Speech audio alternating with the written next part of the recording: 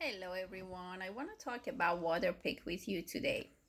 Where and when is good to use waterpik? As I said, the first thing you need to use to clean in between your teeth is floss, just the regular string floss. But some of us have some areas in our mouth that needs more attention. First of all, I have many patients come to me and they say, you know what, I don't like to floss. I am not going to use a string floss at all. So what I say, please at least use waterpik. At least use floss sticks because it's better than nothing. It should be in addition to flossing, but if you're not going to use a string floss, at least use something to clean in between your teeth. Because I believe that waterpik, it's not gonna replace string floss, but it's a very good help and it's a good addition to your home care. How this works? It works with the pressure of water, and with the pressure of water cleans in between your teeth. There, it comes with different. I have a brochure in here. Waterpik comes in different models. Some of them they have cords and some of them are cordless. I personally prefer cordless ones because I've seen many people complain about how messy waterpik can be. They're right. Sometimes you want to waterpik your mouth, you kind of waterpik the whole house because it spray water everywhere. Because it needs to have, you need to use it in a right technique. How do you use it? When you want to use your waterpik, you need to put your head in the sink, open your mouth before.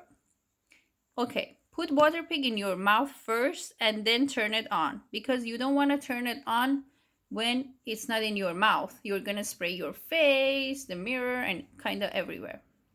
So you open your mouth, put this in your mouth, and close a little bit around it and put your head, lean forward, put your head into the sink and slowly start the waterpik. It's gonna spray water in between your teeth and you go everywhere. You go up, down, and your mouth is halfway open and it's gonna drain, water gonna drain into your sink.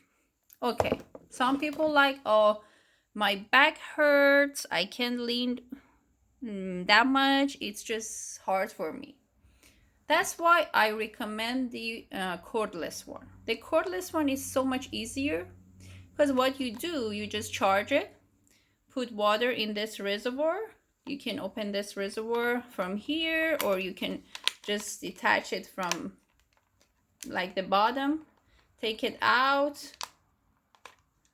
and put the water in it and take it to the shower with you. Yeah, you can do that because these are waterproof. You take it to a shower with you and you're not going to be worried about messing up the whole house, the whole mirror, and the bathroom. These are good for what areas we need to use waterpik. I mostly recommend it for the people that they're not, as I said, they're not going to floss at all with the string floss. And they're still using the string floss, but there are some areas in their mouth like they have wisdom teeth.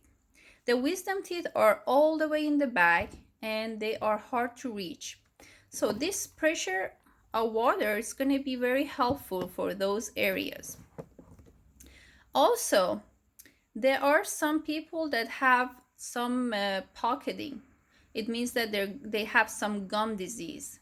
When they have gum disease, they have more than 3 millimeter pockets. They have 4, 5, 6 millimeter, 7 millimeter pockets, which means that dental floss, string floss, not gonna reach that pocket. Waterpik's not gonna reach that much into the pocket, and it shouldn't be on a high setting to spray on that area either. But it's easier to get rid of some of the plaque in the pocket and around the teeth. And also there are some of us have some teeth that they're a little bit crowded, irregular surfaces, and like grooves in our teeth. So this pressure washer is kind of a pressure washer. Yeah, this is gonna be clean your teeth better. And sometimes, occasionally, not always, you can put a little bit of the like half and half mouthwash in it. I've heard that many people use like Listerine or something in their water pick and they can break very easily.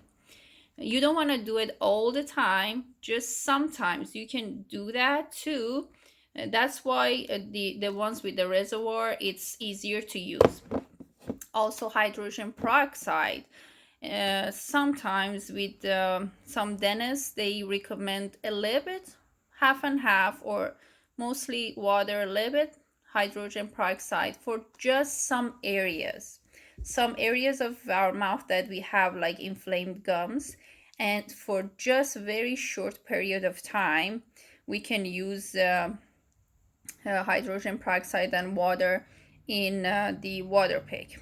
So, and also most importantly, the people, kids, teenagers, and anybody with braces, these are perfect for those people.